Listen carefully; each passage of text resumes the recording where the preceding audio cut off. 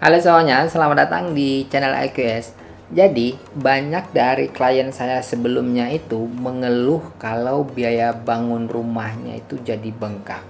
Padahal sudah punya RAB atau BQ, tapi ternyata meleset dari anggaran. Tahu nggak kenapa? Dan jika kalian sedang merencanakan membangun rumah atau villa yang nyaman, tanpa khawatir nantinya akan kekurangan budget atau bikin budget membengkak seperti yang dialami klien saya ini, sebaiknya lakukan 5 hal ini. Mudah-mudahan budget yang sudah kalian anggarkan nggak akan jebol. Yang pertama, menetapkan tujuan proyek. Nah, sebelum kita memulai perencanaan anggaran, penting untuk menetapkan tujuan proyek kita. Apa kebutuhan dan harapan kalian untuk rumah atau villa tersebut? Apakah kalian memiliki referensi desain atau fitur khusus yang ingin diimplementasikan? Luangkan waktu untuk mencatatnya dan bila diperlukan ini berdiskusilah dengan ahli arsitektur. Yang kedua, meneliti biaya konstruksi. Sekarang kita akan melanjutkan dengan meneliti biaya konstruksi. Mulailah dengan mengumpulkan informasi tentang harga material lokal, tarif tenaga kerjanya, ya, dan biaya izin pembangunannya. Hal ini akan memberi kita perkiraan kasar tentang biaya yang akan dikeluarkan. Lalu yang ketiga, membuat rincian biaya yang terperinci. Nah, setelah dirasa tujuan sudah kita tetapkan, ya kan? Kemudian sudah memperkirakan biaya pembangunan, ya. Saatnya membuat rincian biaya yang terperinci untuk rumah atau villa yang akan kita bangun. Nah, di sini mari kita pecah menjadi komponen-komponen utama. Komponen yang pertama yaitu material konstruksi.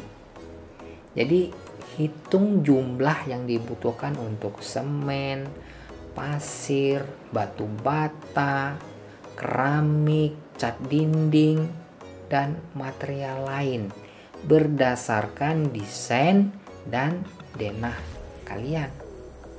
Yang kedua, komponen yang kedua, biaya tenaga kerja. Nah, ini harus diperhitungkan. Yang ketiga, estimasikan jumlah hari kerja yang diperlukan untuk konstruksi dan kalikan dengan tarif tenaga kerja yang berlaku di daerah kalian. Yang keempat, nah, instalasi pipa dan listrik atau MEP.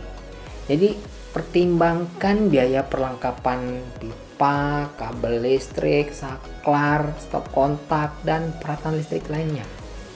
Lalu yang kelima, desain interior. Nah, ini perlu dianggarkan untuk perabotan lampu, tirai, dan elemen dekoratif lainnya. Yang keenam, izin dan biaya. Nah, sertakan biaya izin pembangunan, pemeriksaan, dan persyaratan hukum lainnya seperti pengurusan PBG, penyambungan listrik PLN, dan PDAM. Nah, jadi komponennya udah lengkap. Sekarang yang keempat, ini memperhitungkan kontingensi dan biaya lainnya. Nah, ini sangat penting ya untuk menyisihkan anggaran kontingensi untuk biaya yang tak terduga secara umum. Disarankan untuk mengalokasikannya itu sekitar 10-15% dari total anggaran untuk kontingensi. Selain itu, pertimbangkan biaya lain seperti taman, mungkin pagar, mungkin kanopi, atau kebutuhan penyimpanan tambahan. Dan yang kelima, ini meninjau anggaran dan melakukan penyesuaian. Nah, jadi setelah keempat tahapan dilakukan, sekarang kita telah memiliki rincian biaya. Mari kita tinjau anggaran tersebut dan lakukan penyesuaian. Jika diperlukan, dibandingkan biaya dengan estimasi dengan dana yang tersedia. Jika anggaran ini melebihi kemampuan kalian, ya kalian mungkin perlu mempertimbangkan perubahan desain atau perubahan spesifikasi materialnya. Cari alternatif yang memberikan nilai yang lebih murah, yang cocok dengan dana yang tersedia. Jadi, kenapa klien saya tersebut sampai over budget, padahal sudah memiliki BQ RAB yang sesuai dengan gambar desainnya? Yang pertama, perhitungan RAB atau BQ-nya ini tidak mengcover biaya-biaya lain di luar konstruksi. Seperti biaya perizinan yang saya sebutkan tadi, pengurusan PBG, biaya desain gambar arsitek, serta biaya penyambungan listrik, PLN dan PDAM, taman dan pekerjaan interior. Dan memang untuk RAB ini hanya dihitung berdasarkan gambar desain. Untuk biaya lainnya ya kita sendiri yang menghitungnya. Yang kedua, sering gonta-ganti kontraktor atau pemborong. Mungkin karena hasil pekerjaan yang tidak sesuai harapan, klien saya ini sering gonta-ganti pemborong atau kontraktor. Sebenarnya sah-sah saja mengganti pemborong yang hasil pekerjaannya ini ya kurang maksimal atau tidak sesuai harapan. Tapi kita harus ingat bahwa setiap pekerjaan yang ditinggalkan oleh pemborong atau kontraktor sebelumnya ada biaya tambahan yang harus kita keluarkan untuk memperbaiki pekerjaan yang kurang sesuai tersebut. Jadi, di sini ada biaya overlap. Lalu yang ketiga, sering berubah pikiran. Nah, ini agak kacau nih. Jadi tidak hanya dari sisi tidak sesuainya hasil pekerjaan dari pemborong atau kontraktor lagi diganti, ya. Jika kita melakukan perubahan desain atau spesifikasi di tengah perjalanan konstruksi, otomatis biaya tambahan yang wajib kita keluarkan, ya.